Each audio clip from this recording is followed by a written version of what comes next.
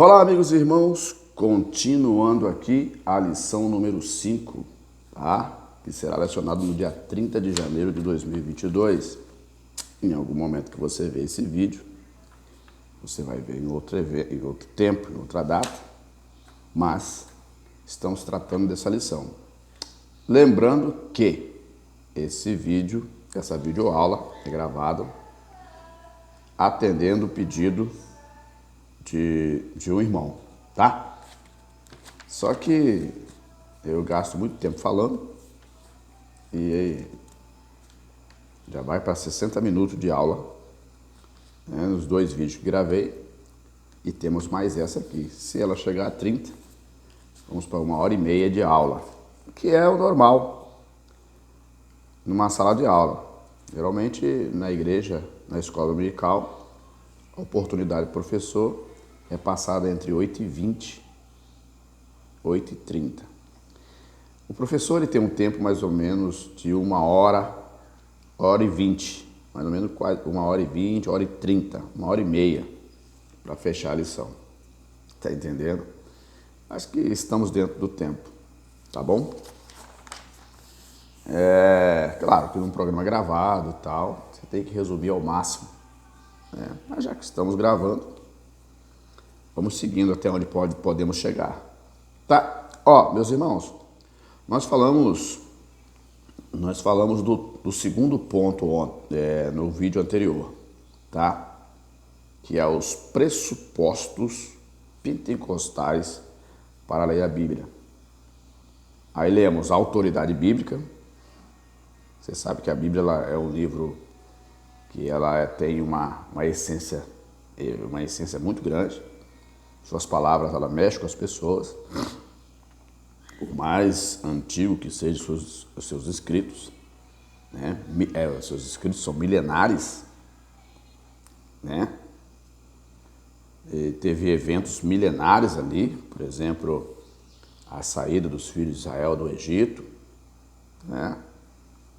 Somando esse tempo, mais o tempo o tempo da era cristã, que já vai fechando já fechou em 2000 anos e tudo mais, desde quando Jesus veio aqui. Então a Bíblia lá é um livro que atravessa os milênios, mas ela é tão essencial, né, tão excelente, que suas palavras se tornam novas a cada manhã. E lemos também sobre a iluminação do Espírito Santo.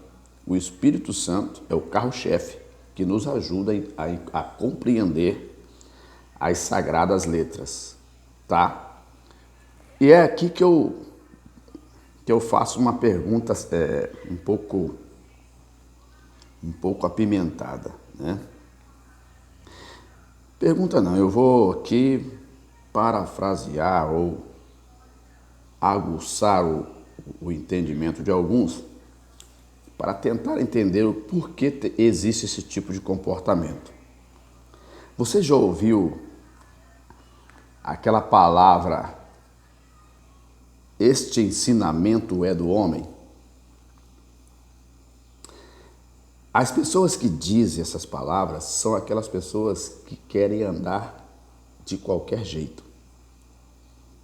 Ela diz que o ensino bíblico, que conduz a Deus e que dá ao homem uma postura, porque a palavra de Deus, porque aquele que aceita Jesus como Salvador e é um cidadão que vai para o céu, ele precisa abandonar as antigas práticas, certo? E o ensino bíblico que não consegue transformar estas pessoas para poder abandonar as antigas práticas, esse ensino é de quem? Se o ensino bíblico que conduz o ser humano a Deus é do homem, este ensino que mantém o homem no pecado, mesmo aceitando Jesus, nas antigas práticas, pergunta a você, eu não vejo ninguém falar de quem é esse ensino. Não. Então, se eu aceito Jesus, eu continuo na prostituição, eu continuo no adultério, eu continuo na mentira, eu continuo enganando,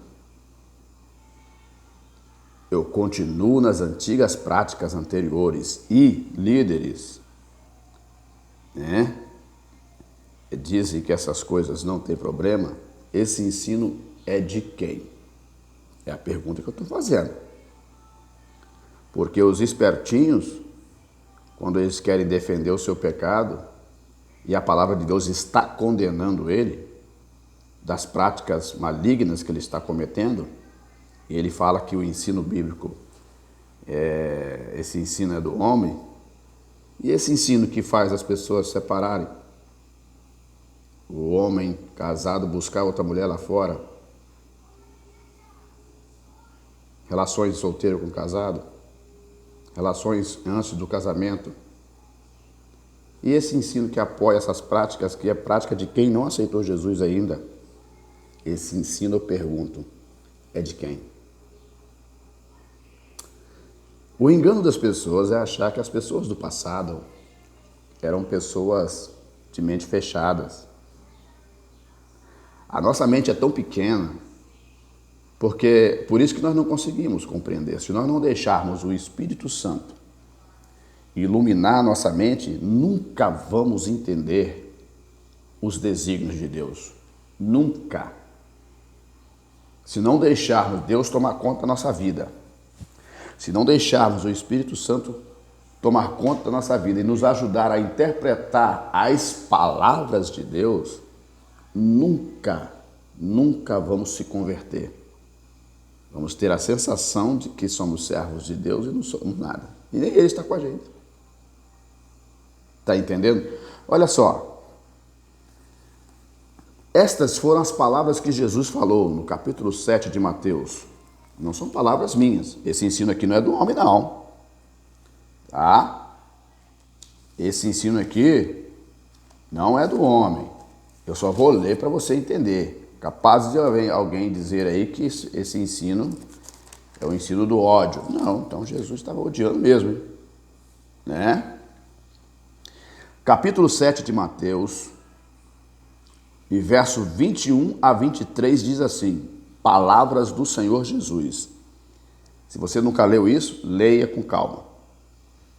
Tá? Ó, nem todo o que me diz Senhor e Senhor entrará no reino dos céus. Mas aquele que faz a vontade de meu Pai que está nos céus. Verso 22. Muitos me dirão naquele dia, no dia do juízo, Senhor, Senhor, nós não profetizamos em teu nome? Em teu nome nós não expulsamos demônios? E em teu nome não fizemos muitas maravilhas? Jesus vai responder, então lhes direi abertamente, nunca vos conheci. Apartai-vos de mim, vós que praticais a iniquidade. Esse ensino aqui é de quem? É de Deus ou é do homem? Então, é isso que eu estou falando. Aquele que quer defender o pecado, usa esse jargãozinho pobre. Esse ensino é do homem. Mas eu não vejo esses tais se manifestarem contra a prostituição, contra o adultério, contra as práticas pecaminosas, contra o engano. Eu não vejo esses se manifestarem. Antes eles querem andarem na dissolução das suas vidas.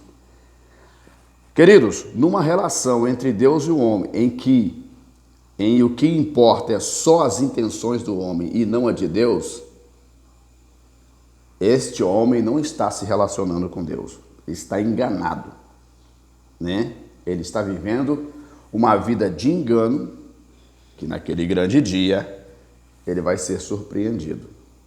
Quando eu falo isso com você, não estou me dizendo que eu sou o melhor de todos, não. Eu posso ser julgado naquele grande dia e não ser aceito.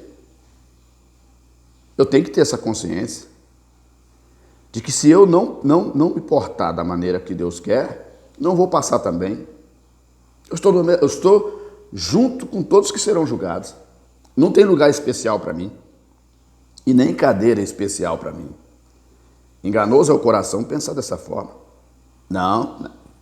Quando Deus olha para a gente lá de cima, Tem uns que têm um cheiro melhor, tem uns que têm o dinheiro, tem outros que têm a condição, é mais bonitinho, outro é mais ou menos. Mas quando Deus olha lá de cima, todas as patentes são aniquiladas. Ele olha e todo ser humano fica no mesmo nível debaixo dos seus olhos. Às vezes aquele muito mais humilde pode ter muito mais apreço do que aquele que é mais exaltado. Então tem que tomar cuidado, muito cuidado. Na relação entre o homem e Deus, não está em jogo só os interesses do homem. Está em jogo os interesses de Deus também. E uma das coisas que Deus cobra da gente, não é muito não. Ele nos cobra que nós obedeçamos os seus preceitos e os seus mandamentos. Está pedindo demais? Mas não. Tem que arrumar um jeitinho, dizer, essa palavra foi dita aqui, mas...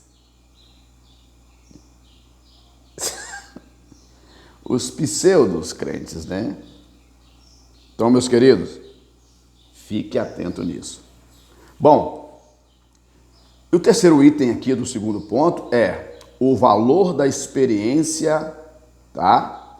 A lição que eu estou falando é a lição de número 5. Vou voltar e mostrar aqui, porque hoje é o terceiro e último vídeo que vou gravar dessa lição, tá?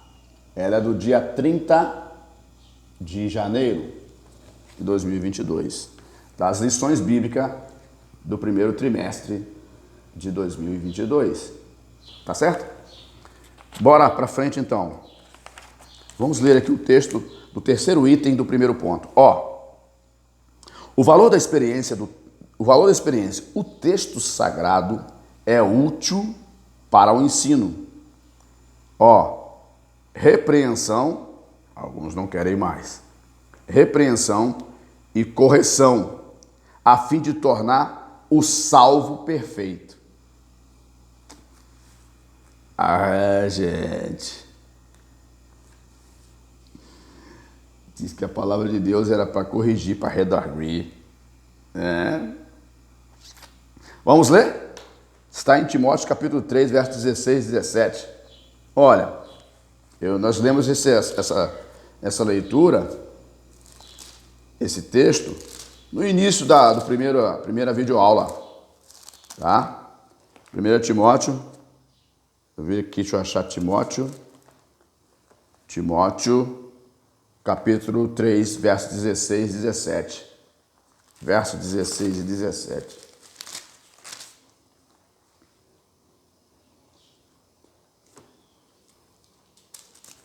Deixa eu ver aqui. Não, é 2 Timóteo, perdão. 2 Timóteo, capítulo 3, verso 16 e 17. Diz assim, toda a escritura divinamente inspirada é proveitosa para ensinar, para redarguir, para corrigir, para instruir em justiça. Compreendeu? Verso 17. Para que o homem de Deus seja perfeito e perfeitamente instruído para toda boa obra. Agora, quem acha que a palavra de Deus é só para falar aqueles versículos bonitinhos, né? Você é uma maravilha, você é uma lindeza, você é isso. Não. Tem momentos que a palavra de Deus vai nos chamar à consciência. Rapaz, que conversa é essa que você está arrumando aí? O que você está arrumando, meu querido? Te apruma, não é verdade? A palavra de Deus vai chegar um momento que ela vai precisar nos corrigir, nos apertar. Quem aqui nunca foi corrigido pela palavra de Deus? Se nós não sofrermos a correção da palavra, que efeito terá na nossa vida? Que posicionamento vamos ter? Qual será a nossa postura como servo de Deus? Primeiro, a correção vem. A instrução também. Interessante é o seguinte, que Deus, eu sempre digo que Deus se atenta para coisas objetivas. A pessoa que já foi orientada, o peso para ela é diferente daquele que não conhece. É fato. Por exemplo, Você está indo numa estrada, você já passou lá atrás, a placa está dizendo 80 km por hora. E você anda a 150, vai acontecer o quê? Esses dias eu assisti um vídeo na internet e os carros estavam tudo indo tranquilinho. Aí veio um bonitão de lá, costurando todo mundo. Chegou na curva, ele passou direto.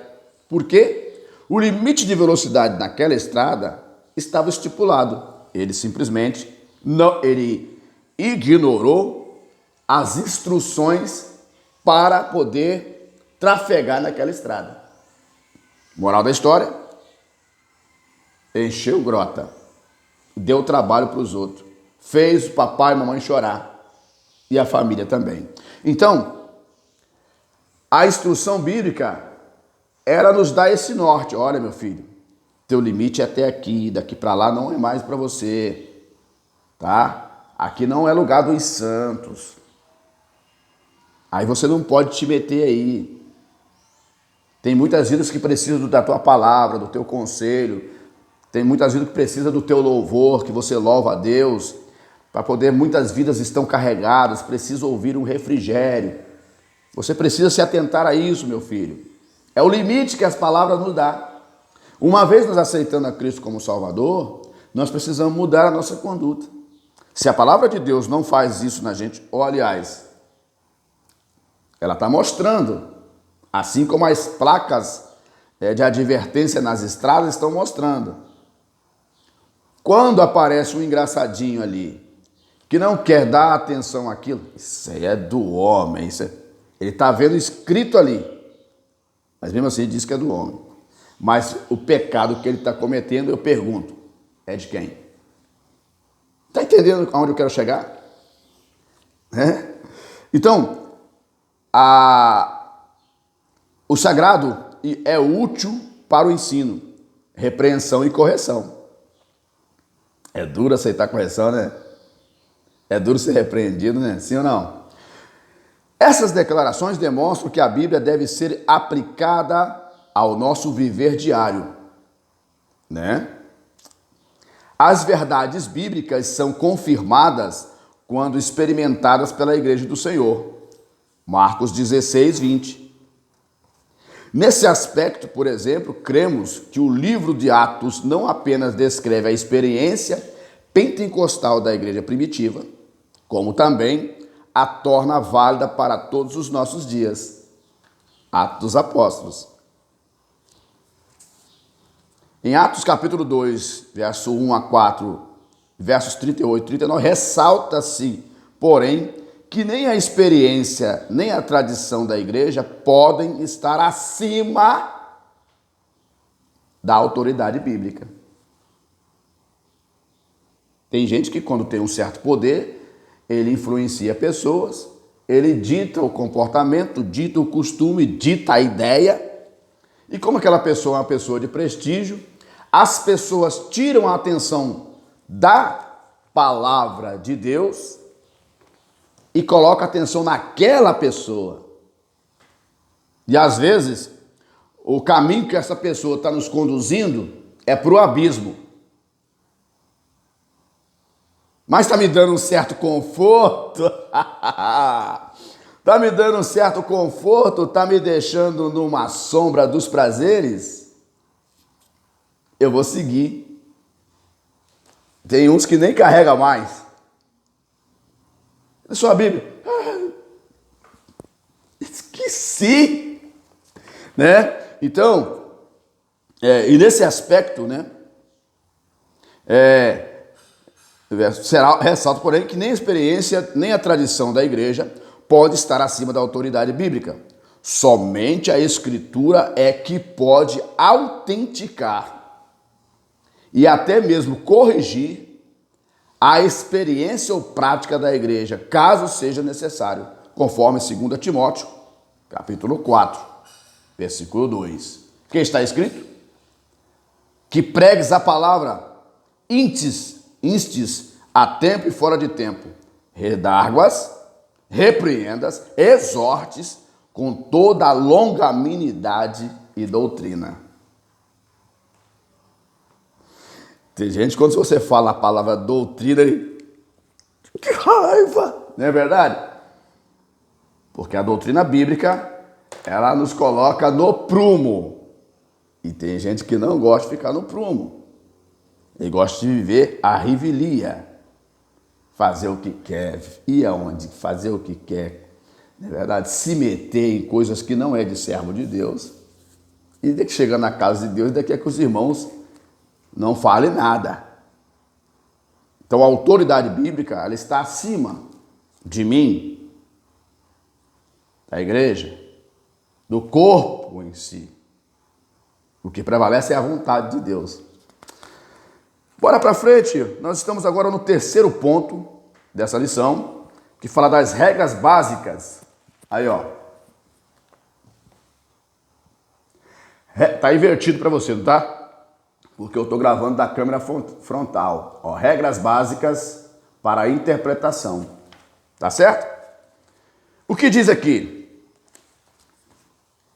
Primeiro ponto, a escritura é a sua própria intérprete. Nossa! Alguns vão dizer assim, que deselegante, que coisa antiga. Bora lá. Vamos ler? A hermenêutica tem origem no termo grego hermenêuticos, que na teologia designa os princípios que regem a interpretação dos textos sagrados. Lutero desenvolveu a máxima de que a escritura tem de ser interpretada e entendida por si próprio. Opa! Lutero, né? Mas a palavra de Deus também tem lá. Tem, na primeira epístola de Pedro, está dizendo. Primeira epístola de Pedro, a palavra de Deus está dizendo. Ó, o que a primeira epístola de Pedro diz? Né?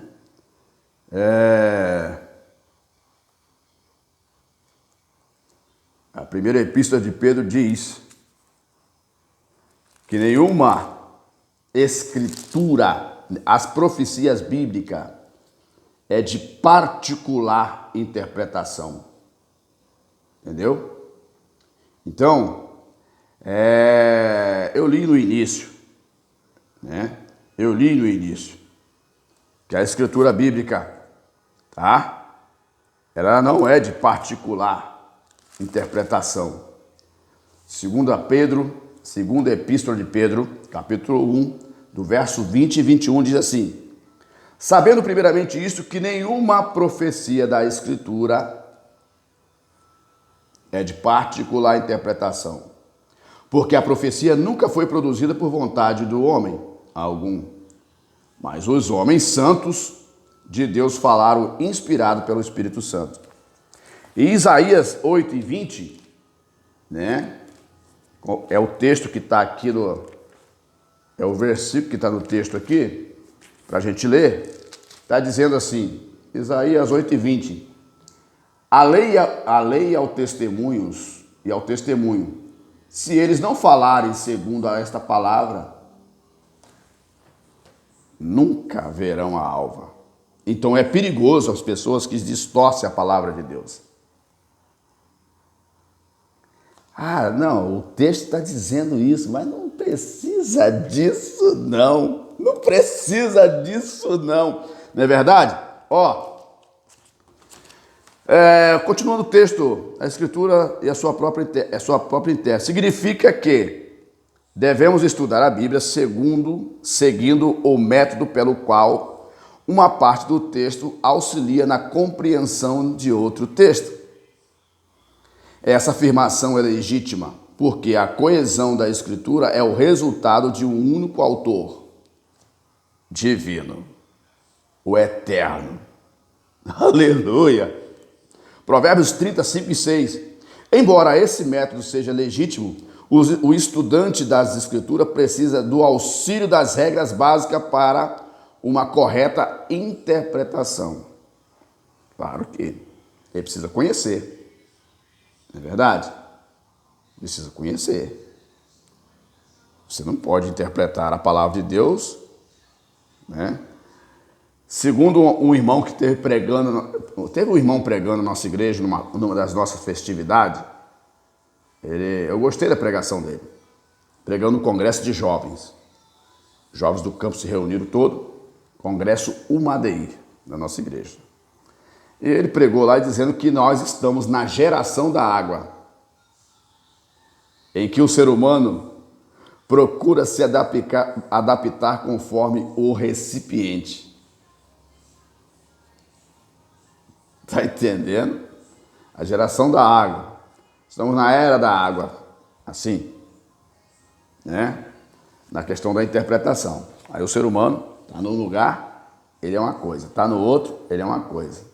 Ah, ele viu uma tendência, ele se adapta. Não procura saber se Deus se agradou. Não conversa com Deus, não fala com Deus. Só vai lá na presença de Deus pedir. Senhor, me dá. Mas não vai lá orar, não agradece, não pergunta a Deus se está satisfeito com a situação dele. Não. Surge uma tendência, ele vai junto, igual Maria vai com as outras. Ele não tem orientação bíblica. Ele não deu atenção à orientação bíblica. Não é verdade? Segundo ponto, o terceiro ponto, segundo item, para a gente finalizar aqui. O princípio da interpretação bíblica, dentre os princípios gramaticais, precisamos também entender a gramática, entender a nossa língua portuguesa, tá? Dentre os princípios gramaticais, históricos e literários, enfatizamos que o texto bíblico tem sido o único, sempre que possível, tá? Deve ser interpretado literalmente. Ou seja,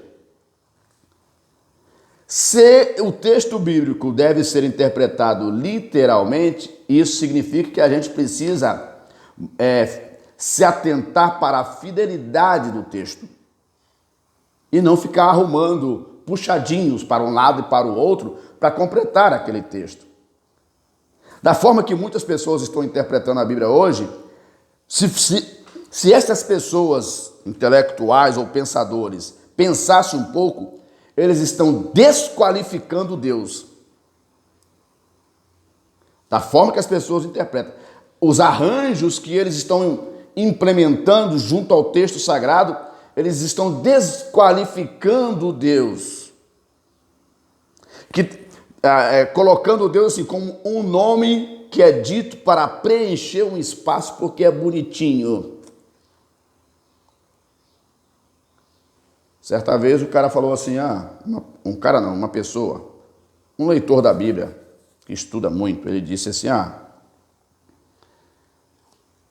para que possamos acreditar num texto bíblico, tem que ter 3 afirmações. Tá, aí eu pergunto, e depois disso, nós vamos para onde? Para saber, mas e depois de saber, para onde nós estamos indo? Não, nós estamos indo para o conhecimento. E depois do conhecimento, meu filho, nós vamos para onde? Esse texto está nos induzindo a ir para onde? Não, a ficar todo mundo sabendo. Você percebeu que dentro da mente da pessoa não existe o céu. Se não existe o céu, cadê Deus agora? Tem que ficar interessante. Porque não adianta nada eu interpretar tudo, criar puxadinhos para todos os lados, agradar a galera, um público, e depois nós vamos para o meio do nada. Não, Deus não quer isso. Deus quer nos levar para o céu. Deus quer nos levar à salvação. E muitas interpretações hoje estão levando as pessoas para um abismo. Cuidado, hein? Tá? Cuidado com isso aí. Nesse aspecto é preciso tomar cuidado com as expressões de uso simbólico, alegórico. Nossa, tem gente que... Por exemplo, Cristo disse, tomai e comei, isto é meu corpo. Mateus 26:6. Esse texto mostra que o corpo aqui não está no sentido literal, mas no figurado.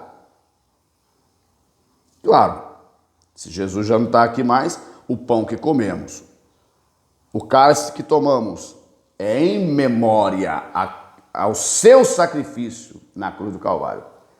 Se alguém interpreta além disso, eu tenho preocupação, né?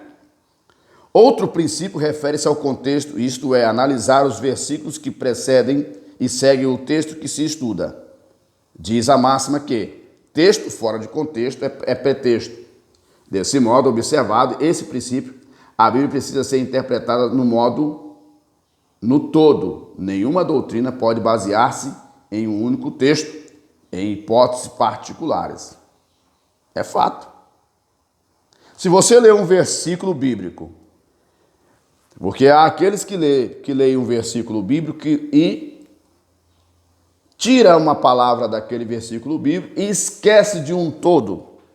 Quando você lê um versículo bíblico, você precisa conhecer os motivos pelo qual foram falados. Se você ler um texto bíblico e você não estudou o restante, não estudou o livro para qual você está lendo, não orou a Deus, não pediu a direção do Altíssimo, palavras ao vento, que não vai levar a lugar nenhum.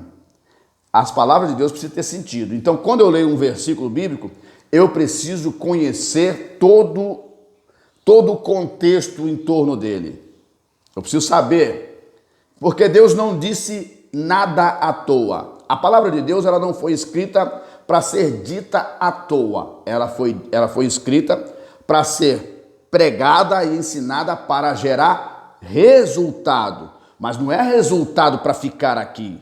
É resultado para quando tudo isso aqui acabar, eu e você chegarmos nas mansões celestiais. É isso aí, Deus, para isso que Deus está se atentando. Tá tocando a sirene aí. Já é 7 horas, ó. Terceiro, os perigos da hermenêutica pós-moderna. Aqui eu vou terminar, não vai dar nem tempo. O vídeo fecha em 33.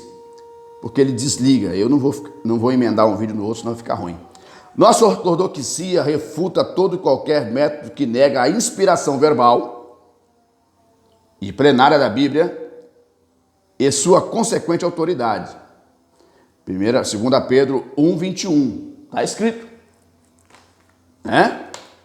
Lê lá quando você tiver um tempo. Assim sendo, o intérprete não pode criar outro cânon dentro do cânon bíblico. Você sabe que tem uns camaradinhos aí, né? Falta pouco dizer, eu sou Deus, né? Ou seja, não cabe ao estudante fragmentar ou relativizar os textos inspirados. Não se pode entregar os métodos objetivos focados no leitor, em prejuízo do texto do autor bíblico. Ratificamos que as experiências devem ser submetidas ao crivo das escrituras sagradas, né? Por fim, reconhecemos que as técnicas hermenêuticas não são infalíveis durante o processo da aplicação do método de interpretativo de necessidades.